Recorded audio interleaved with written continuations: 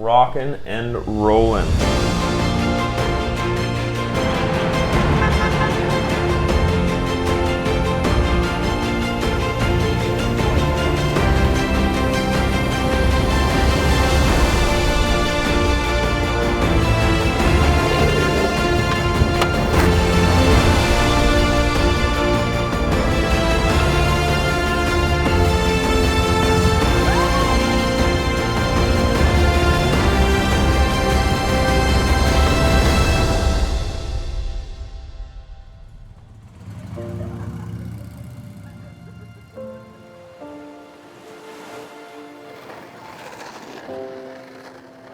So you're planning a trip to Siargao in the Philippines and you're not sure what to do when you're there. Well, you're in luck because me and my lovely lady Anique just spent 10 days in Siargao exploring the whole island and we filmed everything. We realized that most people only spend a couple days in Siargao on their trip to the Philippines, so we took everything we did and we crammed it into a 3-day itinerary. This video is called How to Spend 3 Days in Siargao. Before I get started with the video, I just want to say 3 days in Siargao is not enough time by any means. I think we spent 10 days in Siargao and we still missed a couple things. So if you're going to Siargao, leave at least 5 days to maybe a week to try to explore the entire island because yeah, 3 days is not enough. But I just wanted to make this short and compact just so that you have all the information and you can just hit all the hot spots all in one go. A couple things before we get into the itinerary of day 1. Just make sure you know what the best time of year to go to Siargao is because it can be very rainy and almost monsoon weathers there. So yeah, if you're into obviously very calm weather, nice calm sea, beautiful sunshine and not too much rain and you don't mind a little bit of extra people around, go between March and September. That's when it's the driest in Siargao and that's definitely when you're gonna have the best weather. Alright, so jumping into day 1, you're going to be arriving in Siargao Airport, which is on the west coast of Siargao, and the area is called Del Carmen. From the airport, you're going to hop into a cab, and where we stayed was called General Luna, so that's where all the hostels are, that's where the most restaurants are, that's where the most tourists are, that's kind of the main hustle and bustle of Siargao, so that's where we booked our accommodation just because we wanted to be in the thick of things. Because you've just arrived in Siargao, at least on our first day, we didn't want to do too much exploring.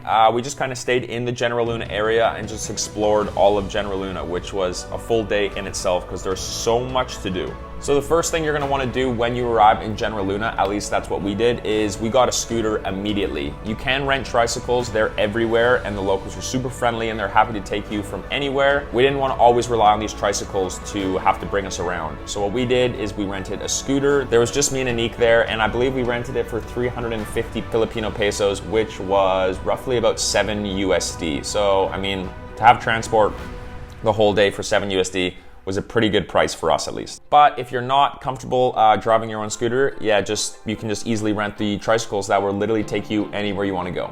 There are so many amazing cafes and restaurants in General Luna, so make sure to hop on your scooter and cruise around and make sure to check them all out. Just walking around General Luna is a day in itself. After spending the day in General Luna, make sure to hop on your scooter and head to the Sunset Bridge at sunset if the weather permits. When we arrived at this bridge, we were both in absolute awe. There was people literally everywhere. There was a bunch of street vendors all selling food. The craziest thing was people were just skateboarding. There was probably 50 to 60 skateboarders all just cruising up and down this amazing bridge right next to the ocean while the sun was going down. The bridge is a very cool and vibey spot and we highly recommend you check it out if you are in General Luna. So here's a little bit of what the bridge actually looks like.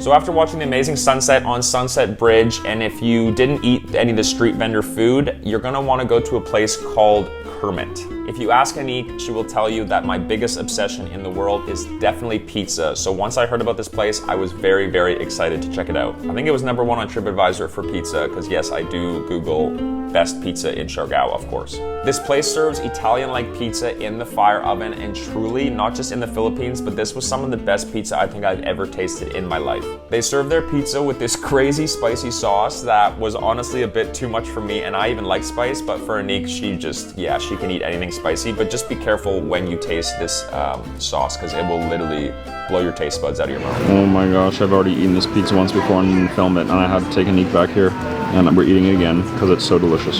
So if you are in General Luna and you like pizza, you have to go to Kermit. It is probably my favorite place to eat in all of General Luna and all of Siargao.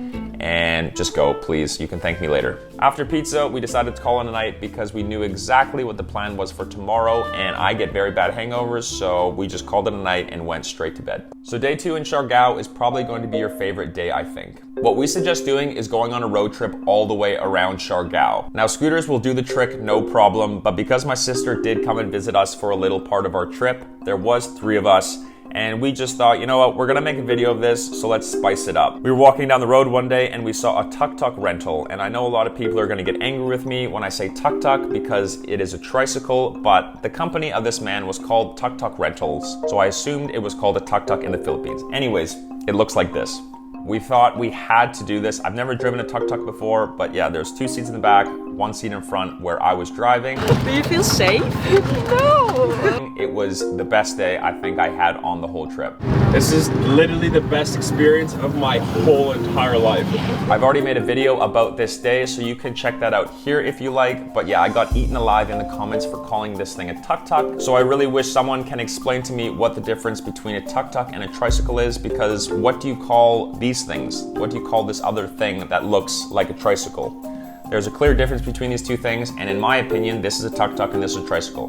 But please, someone tell me and explain to me the difference. So in the morning, we picked up the tuk-tuk. I had no idea what I was doing, but we drove to the first breakfast spot, which was called Sana Bowl, and it's just a very healthy, smoothie bowl place. So we crushed some smoothie bowls, and it was wonderful. Learning to drive this tuk-tuk wasn't too bad. Yeah, for the most part, locals were very friendly, and even when I stalled right in the middle of the road, you know, they didn't get too upset about that and always helped me push the tuk-tuk off the road if it was a very busy spot. Your first stop of the day is going to be 17 kilometers away from General Luna, and it is called the Coconut Tree Road. It's basically a long road with a bunch of coconut trees. Actually, I could explain it, but I think it's better to just watch.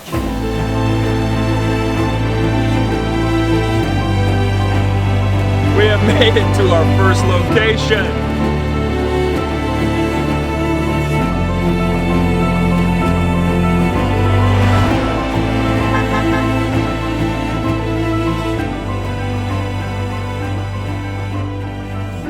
After admiring the beautiful coconut trees, you will continue your journey for, I think it was only another 5 minutes, and you will come to the swing that is called the Sapa Sa Massin river swing. I hope I pronounced that right. But this swing is so beautiful. So it's basically a river cutting through Siargao, surrounded by coconut trees. And usually there is a swing here. So the swing is unfortunately broken. They have a diving board. So we're still gonna jump in because we're very sweaty. But the area is super beautiful regardless. They have a bunch of these blue kayaks that you can take, and we actually didn't do this, but you can cruise all the way up the river because we didn't do it. But yeah, for the most part, we just jumped off the platform into the water for a nice cool down. After leaving the swing, make sure to get a nice deep fried banana from the local ladies because they're just the best things ever. Next, you're gonna head up the coast all the way to the north tip of Siargao called Alegria. There's a tiny little town there. And yeah, we were told about this super nice beach in Alegria, and we showed up and there was a bunch of locals just kind of in this little hut singing karaoke, and we got to the beach and it was absolutely beautiful. So I was excited to film and, you know, make some cool content. And then this storm just decided to blow over, and that quickly, you know, stopped the nice cinematic sunny beach vibes look. I think there's a storm coming, people. It's really gray. But we waited it out for another like 10 minutes and it blew right over, and then we got some of these shots, so check this out.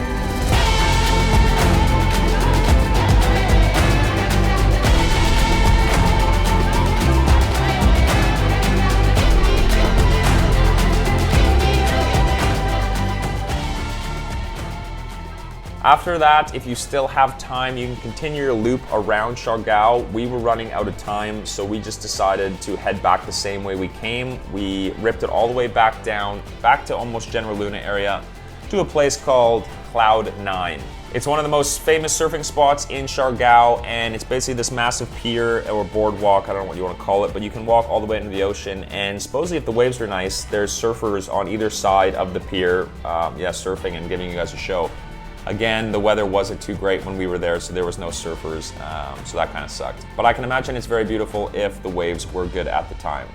After your super long day, cruising around Siargao and heading to Cloud 9, you're going to be very hungry and you're going to head to probably the most famous restaurant in all of Siargao. It is reserved every night, so make sure to make a reservation, and it is called Ceviche. All right, we're at Ceviche, #1 on TripAdvisor. The girls are going for cocktails and ceviche. How exciting. Let's check it out. Spicy margarita. Spicy margarita. Okay, here we are. There's not much more on the menu than, ceviche itself. I don't even like fish, especially not raw fish, but I don't know what was going on at this place. It was amazing. It was truly some of the best fish I've ever had it in my life. All the ceviches were paired with this delicious yellowy garlic rice that was amazing as well. And the ceviche, it's hard to explain. It like hit every single palate on your tongue. It was sweet, it was sour, it was spicy. It was just so, so good. Yeah, we ate here about 4 or 5 times out of the whole 10 days I think we were there, and I do not regret it one bit. All right, so now we are at day 3, and it is the final day, and that is very sad, and that's why I think you should stay longer than 3 days at Siargao. But if you only have 3 days, this is what you're gonna do. You will be heading on a boat tour this day. We booked our boat tour through some random guy on the street that was, basically just selling anything he could, which was probably not the smartest idea. That's our boat. That's the boat. Very, very nice and large, isn't it? Yes. Very safe. Our boat wasn't the nicest, so maybe don't do what we did and book through some random guy off the street. You might want to actually go to a travel agency and book it that way, just so you're on a bit of a nicer and bigger boat. There are 3 beautiful islands all around Siargao, and they are so unique in all of their own ways. I've actually already made a video of this trip, so if you want to see that, check that out. But here is some footage from the boat trip. It was amazing.